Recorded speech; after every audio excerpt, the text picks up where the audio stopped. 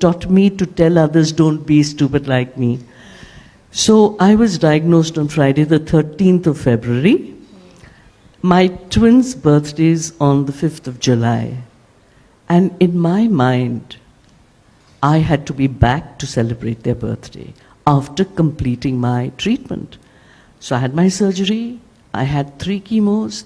They had said surgery, 6 chemos, radiation. After my 3rd surgery, I was like one possessed. And I told my doctors that I want to do my 3 chemos with my radiations. And they told me, they said, don't. And I said, I must, because I need to get back to Chennai by the 5th of July. So I made these mistakes, and I thank God that I did, because it tells me to tell patients that please do not do things simultaneously, because chemo is hitting you from within, radiation is hitting you from without. But I told my parents, and this is the support, I said, don't let me miss a single day. Even if I tell you that I am dying, I don't want to go for my radiation, put me on a chair, put me in the lift, take me down to the car, put me into a wheelchair and get my radiation done. So I've learned 3 things. 1, tell people that cancer is only a word. Nothing more, nothing less. Absolutely. It's only a word, and we are the people who give it feeling. So it's only a word. If I don't start sweating when I talk about water or table or cell phone, it's only a word. 2, please consider that your treatment is not the be-all and end-all of life. Your treatment is a short detour, which will get you back on track, perhaps better than before. I tell people, hey, radiation, so many. Spider-Man had radiation, right? So I've had, just yesterday someone told me, your face, there is so much of radiation from it. So I turned to her and I shocked her. First I was speechless, and then I turned to the 3rd person and I said, excuse me, how much is 42 plus 38? She said 80. I said, yes, I've been radiated 80 times. I've had 80 radiations. That's not what I meant. I said, yes, I'm just kidding, but I did have 80 radiations, so that's fine. The 3rd point is laughter is the best medicine. And I find that he said that cancer changed, she said that cancer changed you. I think I'm as naughty, as terrible, as... I'm not supposed to have wine. I celebrated someone's 70th birthday. I had 2 goblets of wine. I'm surprised I can still talk. I'm under very strong antibiotics. But it didn't change me. But it reinforced the faith I had in God. So I've learned 10 things. The first is love. The second is fun and laughter. Enjoy. The 3rd is God. And if you believe in God, you have faith. If you have faith, miracles happen. And death is also a treasure, because it teaches you acceptance. And then when you have the attitude of gratitude, there is abundance and living in the now. So if you count those, they're 10 treasures, and they're all mentioned in my book, I Inspire, which is my life.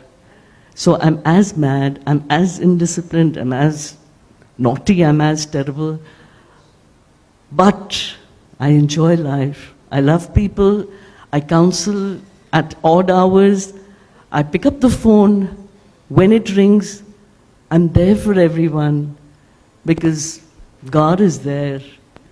My mantras are, God is great, this too shall pass. And this is what I do. I spread the good word, and I enjoy. Yeah, you absolutely do. Vidya, positivity is so important, and I think everybody talks about it when you're going through a health crisis like this, that you have to be positive in the face of adversity. You can't give up. You shouldn't be having negative thoughts. How positive were you? I mean, initially, of course, when you get the diagnosis, you're devastated and then you get over it. But then through the treatment, you start learning, like she said, it's just a phase. Was it the same for you?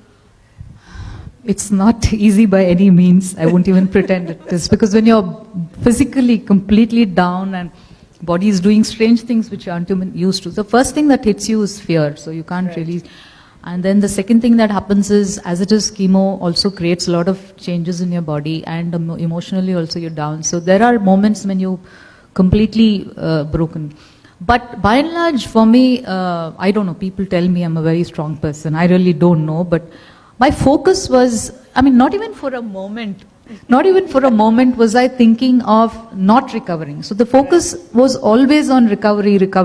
So I was like going through it, maybe sometimes just gritting my teeth, but the focus was that. So I think that's what really kept me going. I think always the focus is you're going to get healthy, you're going to get better, you're going to get back on your feet, and you're going to live a full life, right? Can I change that a bit? Well, yeah, sure, go ahead. Neej. You're going to get better, you're going to get... No, I'm better. I'm healthy. I'm doing it. I'm on my feet. I'm great. I'm rocking. No, I agree with you on that, because while I was going through my treatment, I used to go out for movies. I used to go out with my friends for dinners. I never stayed home and cried about it or any such thing, because my friends were great. And they made sure that there was no time for sadness. It's like, okay, you have to get through this. It's just a matter of 6 months, and we're going to help you. And I think friends and family are the biggest support ever. And sir, you were telling me you started, you're working now with government hospitals. Why don't you tell us a little bit about the kind of work you do with them? As I said, the realization was housekeeping. So we are now doing the government Raipata hospital. They have a cancer block, exclusive cancer block, with all the facilities like radiation, chemotherapy and surgical oncology. And we provide housekeeping as a charity to the whole block. This is about 90,000 square feet, and we employ... I think that deserves a big round of applause. Thank you. In fact, we started off very slow with 2 floors initially, because we didn't know what it's going to be. When we, going back then 5 years before, we started in 2013.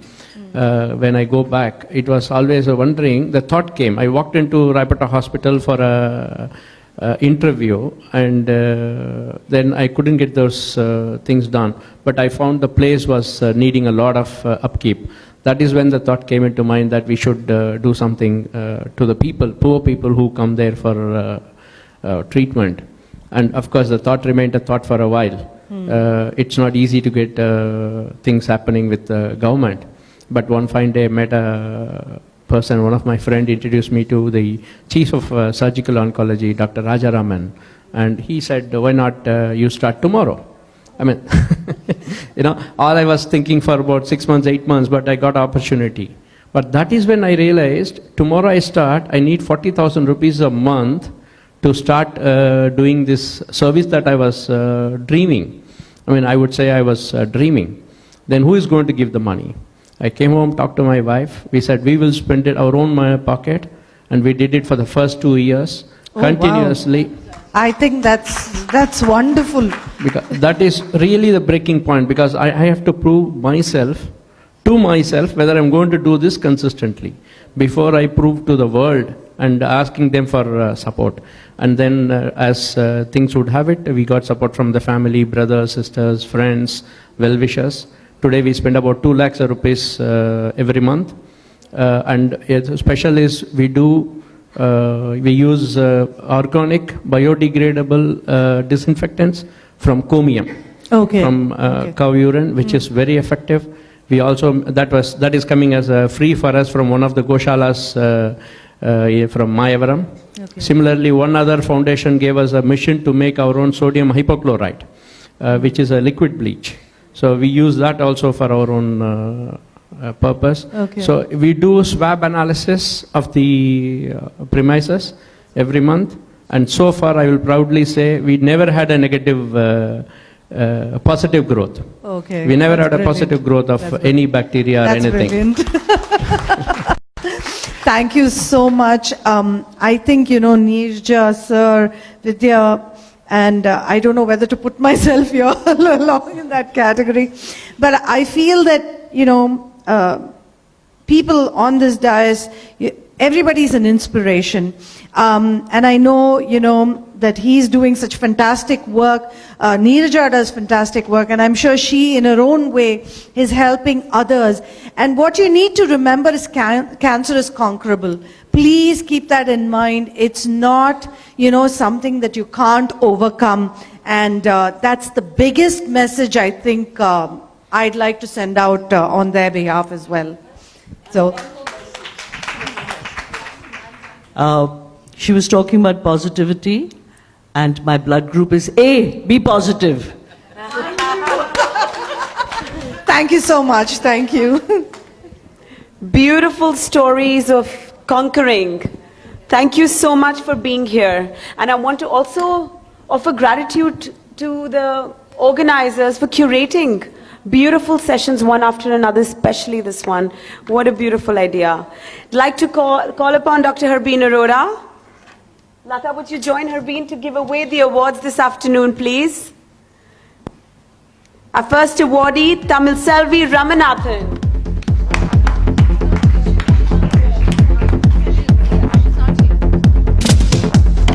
Neerja Malik.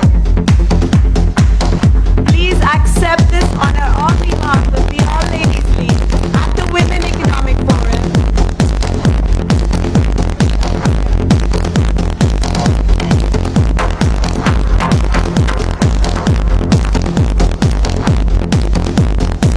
I call upon Vidya Muralidharan to accept this honor as an exceptional woman of excellence. For being the hero that you are, inviting Sekhar Vishwanathan to please accept this honor as an exceptional leader of excellence.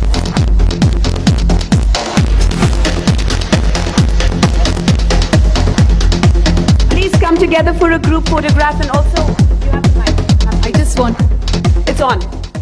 I just wanted to convey my special thanks to Rajshri, Lakshmi and the organizing team for having given me this. It's really a privilege, and to be with such august gathering like this, honestly, it's an overwhelming experience. Thank you so much.